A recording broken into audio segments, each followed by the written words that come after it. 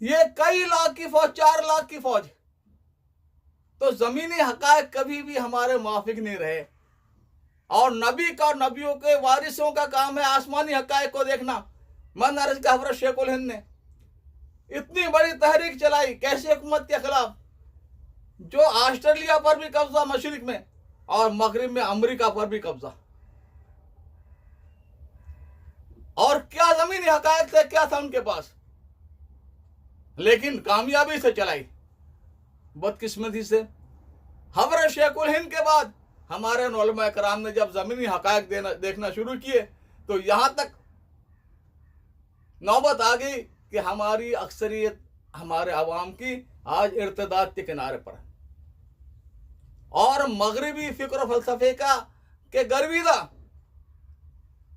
तो मैं अर्ज कर रहा था कि खैर ये बात तो मुझे कहनी भी नहीं थी, लेकिन हमारे मौलवी महबूब ने मुझे कहा ये बात जरूर कहिए। ठीक है भाई। हजरत मोहतरम, जैसा मैंने शुरुआत की थी कि इस वक्त में भारत का मुसलमान बहुत बड़े खतरे में है।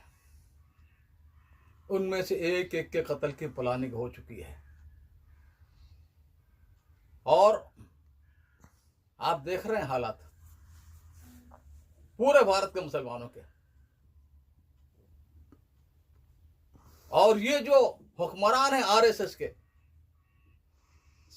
लोग, बाज सफर सुरेश वाले जैसे कि नहीं मोदी बहुत अच्छा है, बाकी ये, अरे भाई आरएसएस का जो बानी है डॉक्टर हेडगेवार, उसने लिखा है कि हमारा सियासी बाजू बीजेपी है और हमारा उनका ताल्लुक वो है जो एक्टर और डायरेक्टर का होता है कि एक्टर को डायरेक्टर के मर्जी के मुताबिक रोल अदा करना पड़ता है, बोलना पड़ता है, अपने जिस्म की हरकत और सकनात, वरना फेल हो जाता है। ये खुद उसने लिखा है डॉक्टर हेडगेवार ने। तो बहरहाल इस वक्त में ये इंसानियत की बदकिस्मती है कि भारत में ऐसे शयातीन का गलबा हो गया है। मैं शयातीन कह रहा हूं, अपनी तरफ से नहीं कह रहा हूं, कुरान ने कहा है। कुरान ने साफ कहा। देख, कुरान का कमाल है, मौजज़ा है कि एक एक फिक्रे में यानी रोशन कर देता हकीकत को। कुरान ने कहा शैताना मरीदा। ये जो मूर्ति पूजा करने वाले जो हैं वो असल में इबादत करते हैं औरतों की, माताओं की। हर जगह माताएं बैठी हुई आप देखो, और ये पूजा करते हैं शैतान मरदूद की। ये कुरान के अल्फाज हैं और हकीकत यही है। 1,24,000 अंबिया जो दुनिया में आए हैं, उनका बुनियादी मिशन क्या था? एक अल्लाह की इबादत पर डालना, सिर्फ एक अल्लाह की, और मूर्ति पूजा से रोकना हर नबी का। हजरत नूह अलैहिस्सलाम आदम में सानी है, सारी दुनिया खत्म हो गई थी उनके तूफान नूह में, उन्हीं से औलाद चली है। ये हम सब दुनिया भर के इंसान, उनकी जो मूर्तियां थी, इनके जो माबूद और खुदा थे, उनका नाम कुरान ने जिक्र किया। यागूस व याऊक व नसर व वद और सुवा। और कितना सताया, 950 साल तक अल्लाह को कम जो कश्ती बनाई तो उसमें उन्होंने पाखाना करना शुरू कर दिया। फिर अल्लाह ने लंबे किस्सा उन्हीं से साफ कराई। सारे नबी, इब्राहिम इस्लाम सारे नबियों के बाप है, उनके बाद अल्लाह ने उनकी कुर्बानों और देख कर ये तय कर दिया कि आइंदा जितने नबी आएंगे इनके खानदान में आएंगे। 3,500 से ज्यादा है। उन्होंने जब अल्लाह के घर की बुनियाद रखी, बैतुल्लाह, बुनियाद तो हज़रत आदम सलाम ने रखी थी, लेकिन वो तूफान नूह के बाद ज़ाय हो गया था। असल इंजीनियर जिब्राइल इस्लाम ने जगह की निशानदेही की, यहां बनाओ। तो वहां जो दुआ मांगी कि अल्लाह मैंने तेरे घर को इस ऐसी जगह पर जहां कोई चटियल मैदान है, कोई इंसान नहीं है, और दुआ में क्या फरमा रहा है कि इन्हें रोशी दे फलों की। बच्चा घास का एक तिनका नहीं पैदा होता, गेहूं का एक दाना। अल्लाह ने इस शान से कि एक जमीन का टुकड़ा मुल्क शाम का, मिस्र और शाम के दरमियान का, ताइफ यहां मुंतकिल कर दिया फलों की रोजी के लिए, और यहाँ का सहरा उठाकर सीना सहरा वहां मुंतकिल कर दिया। तो जो दुआ में जो बात कहना चाहता हूं, इब्राहिम इस्लाम ने जो मांगी, ए मेरा रब, इनको बुतों की पूजा से बचाना मेरी औलाद को।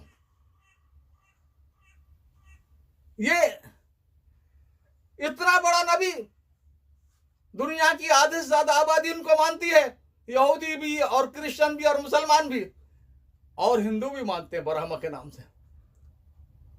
क्या दुआ मांग रहा कि अल्लाह मूर्ति की पूजा से बचाना, क्योंकि मूर्ति पूजा शैतान की पूजा है। और उनका वाक्य कुरान में है, लंबा किस्सा लंबा है, वहां नहीं जाता मैं।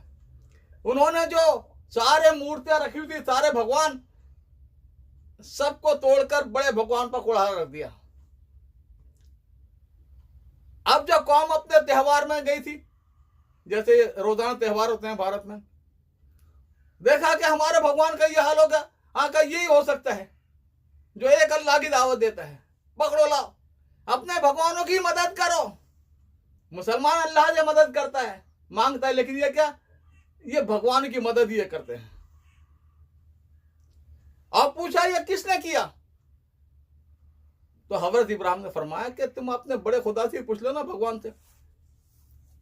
तो वो सर झुका करने लगे, तुम्हें तो पता ही है, बोलते नहीं, कि थू है तुम पर, ऐसों की पूजा करते हो जो ना बोल सकते हैं, ना सुन सकते हैं, ना कुछ काम कर सकते हैं।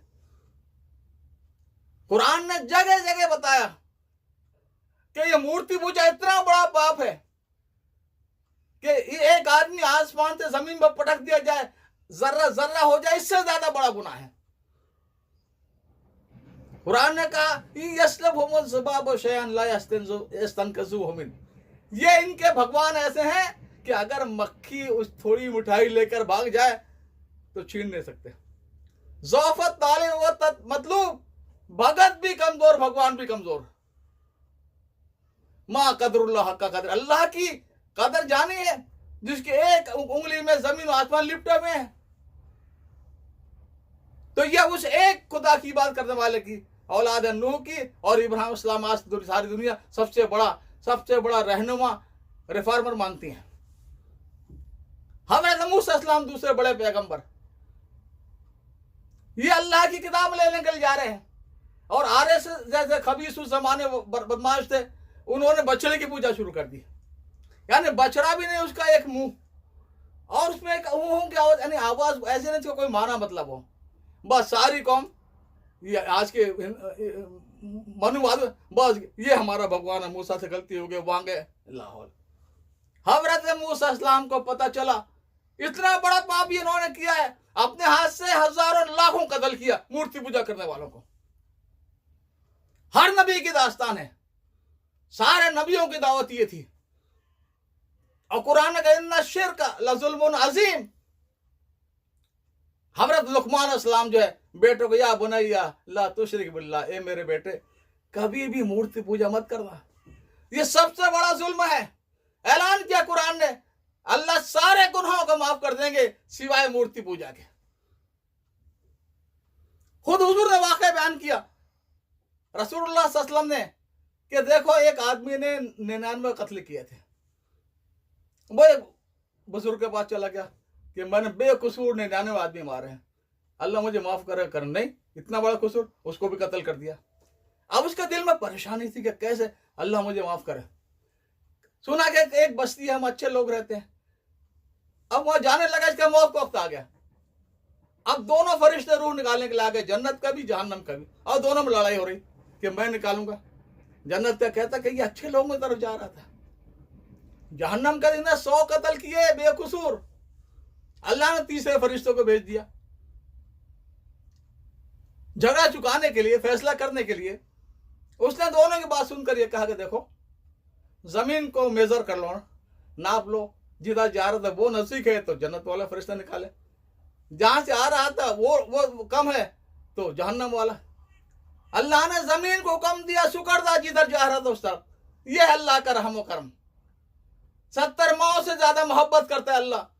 अल्लाह फरमाता है, या अपना आदम, मुसलमान ने कहा, ऐ इंसान के बेटे, मैं तुझसे बहुत मोहब्बत करता हूं, मेरा हक है तू भी मुझसे मोहब्बत कर। ऐसा करीम। लेकिन ऐलान अरब की तरफ से कि ये मूर्ति पूजा को नहीं माफ करे, बाकी 1000 कत्ल किया उसको भी माफ कर देगा। तो ये जो है, ये आरएसएस जिस तरह शैतान को जलील कर अल्लाह ने जब निकाला ना, बड़ी इबादत करता था ये, फरिश्तों का सरदार। जिस तरह ये कहते ना गर्व से कहो कि हिंदू हो, उसके अंदर गर्व आ गया था कि मैं फरिश्तों का सरदार, लाखों साल इबादत की है। अल्लाह ने कहा झुक जाओ मट्टी के बने हुए आदम के सामने, दलीलबाजी करने लगा। मैं आग से बना हूं, आग ऊपर जाती है और ये मट्टी नीचे गिरती है। अल्लाह ने जब जलील करके निकाला तो क्या कहता है, तेरी इज्जत की कसम। अल्लाह से मोहलत पहले मांग ली क़यामत तक की जिंदगी, वो ऐसा करीमा दे दी ले क़यामत तक की जिंदगी। अब कहता कि तेरे इज्जत की कसम है रब, मैं इन सबको मूर्ति पूजा पर डालूंगा, किसी को भी तेरी इबादत पर नहीं आने दूंगा। अल्लाह ने फरमाया मेरी जहन्नम बहुत बड़ी है, सब चल जाए तब भी नहीं भरेगी, लेकिन मैंने भी तय कर लिया जो भी मेरी तरफ रुजू करेगा, मुझे पुकारेगा, मैं उसको जन्नत में तौबा कबूल करके अपने। अल्लाह का तुम एक कदम बढ़ो, अल्लाह 2 कदम बढ़ेगा, तुम चल कर जाओ वो दौड़ कर तुम्हारी तरफ आएगा। जिस तरह हर मुसलमान की ख्वाहिश है कि हर इंसान दुनिया का सिर्फ एक अल्लाह की इबादत करे, उसके सिवा किसी के सामने सर न झुकाए। इकबाल ने कहा ना, ये एक सजदा जिसे तू गिरा समझता है, 1000 सजदों से दिलाता है नजात। एक के सामने अल्लाह झुकना तुझे मुश्किल लगता है, ये हजारों सामने झुकने से बचा लेता है। इन बदमाशों को देखो, ये विनय कटियार और ये सारे जितने भी आरएसएस के बड़े हैं, कहां कहां सजदा कर रहे हैं, किस किस गंदे नापाक और सड़े हुए साधुओं के सामने, और कहां कहां हजारों जगह झुकना पड़ेगा, एक के सामने ना झुके तो। इस तरह हर मुसलमान ये चाहता है कि इंसान सिर्फ एक अल्लाह के सामने झुके। इस तरह हर ब्राह्मण मनोवादी चाहता है ये कुत्ते के सामने, बिल्ली के सामने, सांप के सामने, चूहे के सामने, हाथी के सामने, बंदर के सामने, करोड़ों के सामने झुके, लेकिन ना झुके तो एक अल्लाह के सामने। ये शैतानी प्रोग्राम है, ये शैतान के पूजने वाले हैं। और वाकई ये है कि शैतान का मिशन इसके सिवा कोई नहीं रहा, मूर्ति पूजा करवाना। और एक बात और, मुझे एक हिंदू दोस्त ने पूछा, मैंने कहा देखिए हर चीज जब उसे मिटाना हो तो उसे असल से, इंसान मट्टी से बना है, मट्टी में चला जाता है। शैतान आग से बना, जब जिंदात को जलाते हैं उसके बड़े बड़े आमिल तो उसे जला देते हैं। इनके अक्सर भगवान जो तो वो शैतान थे, जिनको हर वक्त में अल्लाह के बंदों ने जलाया, इसलिए ये मुर्दों को जलाते हैं। सारी दुनिया के मजहब मुत्तफिक है इस पर, सारे मजहब दुनिया के हिल, नर्क और जहन्नम का माना आग में डालना। और ये ऐसा शैतानी मजहब कि ना ये है कि अपने हाथ से आग में जलाते हैं, बल्कि हक किसका, हक में चिता लगाने का, जलाने का, बड़े बेटे का, सही उसी का हक है। क्योंकि हुजूर ने फरमाया, रसूलुल्लाह सल्लल्लाहु अलैहि वसल्लम ने, सबसे सच्चे इंसान ने, कि हर इंसान फितरत पर पैदा होता है, नेचर पर जो सही है। फिर उसकी सोसाइटी, उसके माँ बाप उसको यहूदी बनाते हैं, क्रिश्चियन बनाते हैं और हिंदू बनाते हैं, इन्होंने बनाया। तो उसका हक है बेटे का कि जहन्नम में लायक बनाया तो पहले चिता वो ही लगाए। और ये भी जानते हैं, यानी ब्राह्मण, आप किताबें पढ़े हिंदू मजहब की, जब इनका आखिर वक्त आता इस ब्राह्मण का, हाँ, जो सारी दुनिया मूर्ति पूजा कराता फिरता है, और उस पर पिटाई फरिश्तों की शुरू होती है, दूसरे ब्राह्मण कहते हैं अनकही कह लो, अनकही क्या, ला इलाहा इल्लल्लाह, एक अल्लाह, फिर आसानी से जान निकल जाती है। लेकिन दुनिया को नहीं कहने देंगे, खुद अनकही कहते रहेंगे। तो अब ये मूर्ति पूजा सबसे बड़ा पाप, जुल्मुन अजीम, सबसे बड़ा गुनाह, जिसको अल्लाह कभी माफ नहीं करेगा। तो ये सारी दुनिया से मूर्ति पूजा कराना चाहते हैं।